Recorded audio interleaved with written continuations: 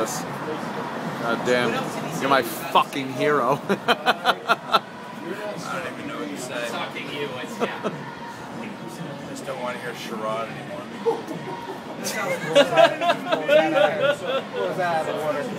Alright, you ready? Alright, we're ready. Go ahead. So, I get a text message today, this afternoon, that says, Jason, turn on CNN now. I turn on CNN, and there Andrew Breitbart is, taking over Anthony Weiner's press conference. What happened? It's the most bizarre story. I just got off a plane from North Carolina. I had a car drop me off at my hotel. I was supposed to meet a local reporter, Marsha Kramer, the one that got kicked out of his Congressman Weiner's office, and she wasn't there. And I'm like, why isn't she here? She begged me for an interview and she's not here. So I checked my BlackBerry and it says that she's gone 5 blocks up the road. I'm at 47th and Broadway and she's at 53rd and 7th, which is 5 blocks away. 4 blocks up, 1 block east. And she said that she's there for Congressman Weiner's press conference.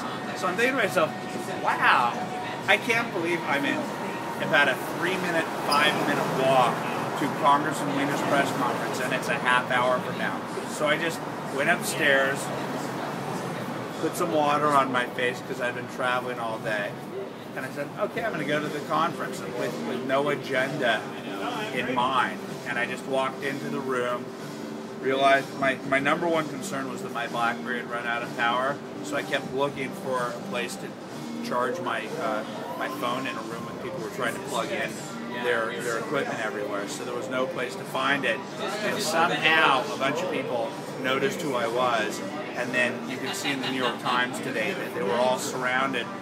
You can see, this is proof, this is beyond proof. You can see that I'm like up against the wall like this, and there are about 50 people, 60 people around me asking me questions, and people say, get up on the podium, get up on the podium. I'm like, can I do that? It's his podium. They go, yeah, get up on the podium and talk. We can't hear you. I go, okay, I guess.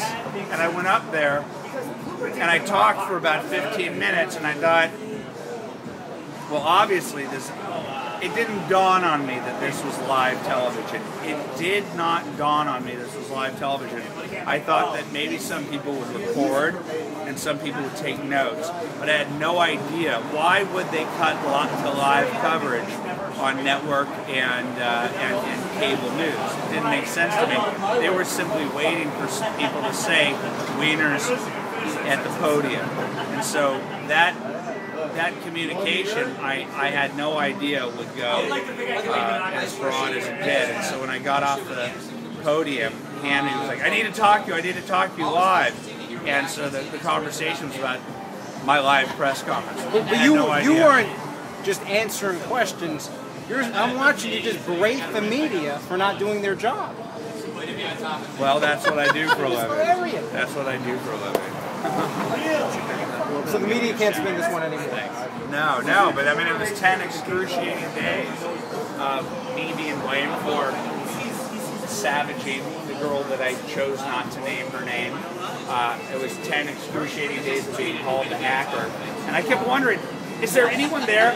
Is there anyone in the realm of journalism to say Salon Magazine's not allowed to make stuff up that's just born of crap? Well, is this a textbook case of why Andrew Breitbart exists? Yes, and that's the problem. It keeps forcing me to have to wake up to do the same thing. I want to get on with my life. I want to have a life.